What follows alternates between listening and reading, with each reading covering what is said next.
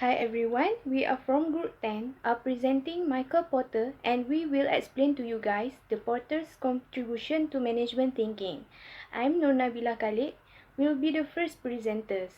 So, first and foremost, let me briefly tell you guys the introduction. This study are to search the contribution of Michael Porter to management field. Basically, Porter's five forces framework is used to analyzing industry's competitive forces and to form organization strategy or plan consistent with the results of the analysis. According to Porter, this five forces analysis is crucial to anticipate and exploit business structural amendment.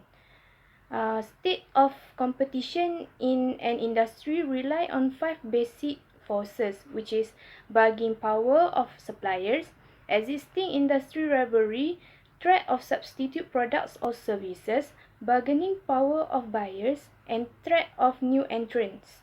So the Porter's five forces are helping the organization to plan future steps of vision and mission to achieve their objective in the industry.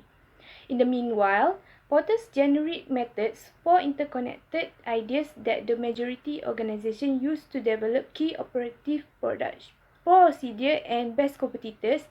Basically, it consists cost leadership, cost focus, differentiation leadership and differentiation focus, which is to examine the effective methods to smoothen the organization's operation. My name is Dini Farhan bin Awazokri. My metric number is 254722. So I will tell you about history of the Michael Eugene Porter, about his model and strategy. So there are two models, that is Porter five forces and generic strategy. First is Porter five forces. Porter five forces were found in competitive strategy, market and competitive research techniques that were developed in 1980. This framework is to evaluate the strength of the company. According to Heath et al. In 2007, the five forces model offers many strengths, not least because its success has provided a shared language for communication and a lens for understanding strategic problems. By using this model, we can know the strengths and the weakness among our competitors. Uh, Using this theory, the company or business management can know where the strengths and the weakness of the product, so they can shape the profits and strength of the product based on the theory. Five forces were commonly used to calculate the level of competition, the attractiveness and profitability of the industry or the market. This model helped the organization analyze the competitive environment to make sure the company can sustain and make profit in the business field. Porter five forces consist three of new entrants, bargaining power of buyer, three of substitute products or services, bargaining power of supply, and rivalry among existing competitors. So we move to generic strategy, the second model. This generic strategy are developed in 1985 in competitive advantage, creating and sustaining superior performance. This generic strategy is about knowing where to market an ideal cost. So this generic strategy is about where the company should put their products in the market and the cost for the product. What is more important is to make sure to use the generic strategy. Companies should focusing on the same level of industry to make sure the comparable is make sense and acceptable. We cannot compare our company not in the same level because it's not a suitable comparable. So this approach is in the broad and narrow industry segment is need to be different. To make sure the strategy is applied, we should use the different approach by know what is the market we want to sell our product, broad or narrow industry. So I will show you the figure of the models. The first figure is about Michael Porter five forces. This consists three of new entrants, bargaining power of buyer, three of substitute products or services, bargaining power of supplier, and last is rivalry among existing competitor. To make sure the rivalry among existing competitor is strength and our company more competitive, we must consider about these four uh, aspects. The second figure is about Porter generic strategies. As we can see, this figure divide the market by two, broad and narrow. Broad industry consists cost leadership and differentiation leadership, and narrow industry consists cost focus and differentiation focus. So let me explain more about this model. Application of the model. First, Porter 5 forces, competition in the industry. Competition among the existing company in the industry is depend on the numbers of the competitor that offer the same product or services. The first point is competition among the existing company in the industry is depend on the numbers of the competitor that offers the same product or services. The more the same type of businesses in the same market make the power or domination in the market lesser and decrease. Buyer in the market seek for this competition because it will make the market full with the choices. For example, we can see the fast food industry. We can see the competition among McDonald's, KFC, Pizza Hut that provide the about same product. So where there are many companies that provide same services, this make the company domination in this market lesser. Second is new entrants in the market. New entrants in the market or industry make the existing company are in the danger. When the market are very easy to penetrate by other company, make the existing company lost profits. The easier the entrance, the more competitive the market.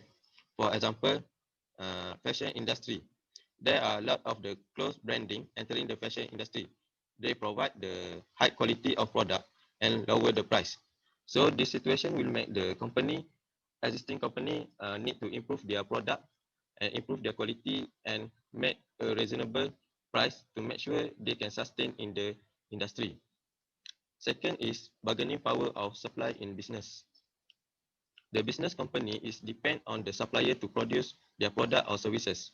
The supplier plays huge function in the market and have big power. If the price of the raw material from supplier is high, the company need to increase their product price to make sure they can cover up the cost. This situation make the company need to price up their product to make sure they can cover up their cost used to buy raw material.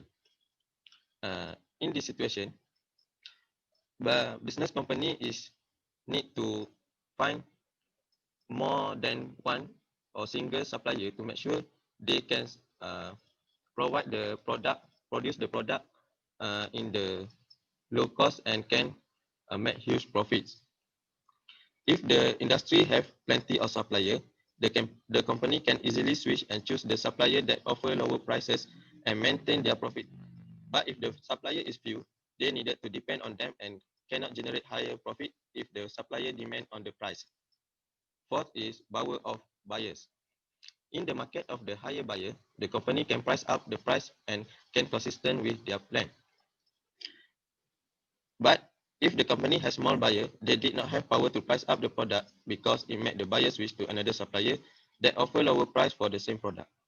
In this situation, power of buyer, we can see when the startup company who has less buyer cannot put the high price for their product because they did not have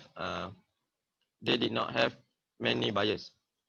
As we can see, a big company such as Nestle can produce their product and put the price according to their plan. So, because they have many buyers and no one can compete with them. It's different when it comes to the small company and startup business. They need to follow their buyers needed to make sure their product still in the market. Lastly is trade or substitution. If there are similar replacement goods in a market, the risk of consumer shifting to substitutes in response to price increase fluctuation increase. This reduces both of the strength of the supplier and market visibility. Trade or substitution is mean where there are similar replacement goods in a market. When a company produce or supply a product or services, and there are a new entrant of the company to provide similar services and product, it will make the existing company low profits.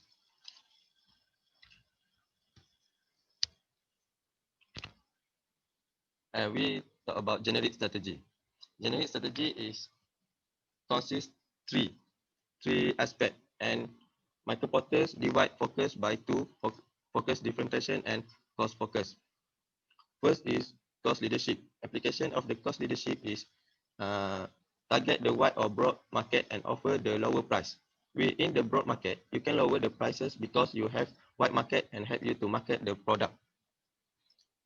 With the large scale of buyer, you can put the average price and enjoy the profit.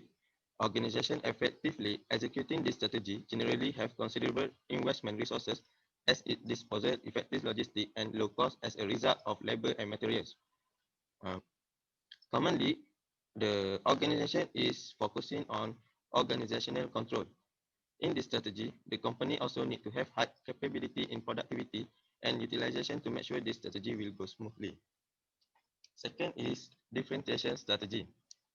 In this strategy, the company use the different type of product and target the selective market and try to be more competitive and taking more advantage across the industry. This type of strategy usually put the higher price and their product are unique and different with others. Using this strategy, the producer target the selected customer and provide the product according to the customer need by adding some value to the product. To make sure this strategy effective, company need to be well known and producing the good quality of product to their target market. For example, Nike that use this type of strategy, they focusing on a group of people that you always play the sport. But it is not easy for the company to succeed in this type of strategy because there are need criteria to achieve this strategy, such as strong branding and superior product quality and consistent promotion. Lastly is focus. Focus is divided by focus differentiation and cost focus. Focus is used for narrow industry. Focus differentiation is mean focus differentiation can be cost minimization and within a focus market, and different focus mean seeking competitive differentiation within a focus market. I will continue on contributions of benefit management theory. The Porter management theory brings benefit in determining the strengths of company to improve its weakness and to remove error. The company able to discover a position within the industry in case it can compete competitive strengths or can impact them in its favor. When managers and workers get what the organization is doing, they regularly feel a portion of the firm and end up helping it. Moreover, it can help in planning strategies to make optimal decisions. It can be explained that the theory helps the organizations for recognize strengths and who their competitors among the industry. By this, the management enabled to define technique and policy that can empower the firm to compete with its competitors. Implementing Porter framework can provide insight to the important activity of the organization. It is very useful to help the organization determine the activity it should bring most prominent value and deliver competitive advantage. Furthermore, it helps in making a difference for gauging competition. By understanding the strength, uniqueness, and quality of the company, it allows company to make change and post innovative ability when implemented it. For this reason, company must constantly make progressions or transformations to respond to dynamic change in business environment. The company needs to produce a differentiated product compared to its competitors. As a result, they are less likely to replaced by its competitor. In a nutshell, numerous companies use Porter theory to indicate the trends within the industry. It eliminates areas where company trends may turn into opportunity or threat. Moreover, it is able to push the company to progress or enhance in areas to pick out the competitive focal points. This brings it easier for companies to make accurate predictions about customer behavior. Next is criticism of management theory. The criticism of Porter 5 Force was found is three dubious assumptions. According to Kevin P. Coney and Suma Subramania, they claim that there have three dubious assumptions underlying the 5 Force. Firstly, our buyers, supplier, competitor are unrelated and do not interact and collude. Secondly is the source of value which is structural advantage. It results in creating barriers to entry. The last assumption is law of uncertainty. The law of uncertainty allows participants in a market to arrange for and react to change in competitive behavior. In other words, is to choose a strategy accordingly for making better decisions. Next criticism is static market structure. Porter model does not explain the distributions of profit among industry players over time. It assumes that industry is a static market structure and do not change, and he do not expect the globalizations will happen. Besides that, it also considered as a classic perfect market as well as lack of considering strategic alliance. It appears less effective where zero-sum game approach in short term and ignoring long-term benefit of a profitable collective serendipity situation through relationship among supplier and buyer. As a result, it is hardly to take account into today's dynamic market because of innovation, trends, technological advancement, changes of market environment, and change in any structure of a population. The criticism of a generic strategy was found result in stuck in the middle. According to the Porter, he emphasized that executing more than one strategy will lose the complete center of the company that lead to future goal might not build out. For this reason, it needs to separate technique in different technique and different culture that can lead to company less likely to become stuck in the middle. One commentator such as Miller claims that there has a reasonable center ground between strategy. For example, numerous companies have entered a market as a specialty player and slowly expanded. Some commentators have questioned that the use of generic strategy is lack of flexibility, lack of specificity, and unlimited. A few critical that applying generic strategy is like trying to fit a round peg into one of three square holes, means you might get the peg into the one of the hole, but it will not be a great fit.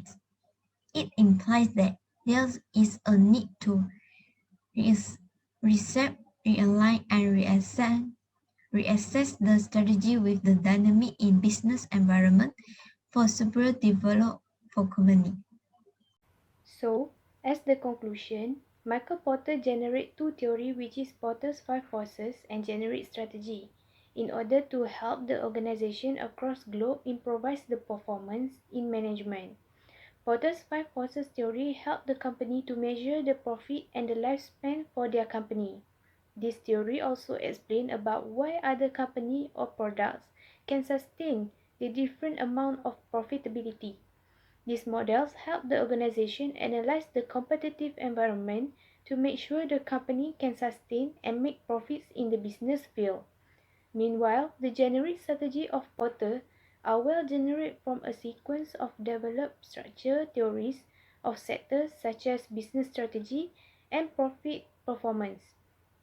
Porter's 5 forces and generic strategy contribute with help in planning strategies to make optimum decisions, determining the strength of company to improve its weakness and to remove error, provide insights to the important activities of the organization, and help in making a difference for gogging competition. That's all from us. Thank you.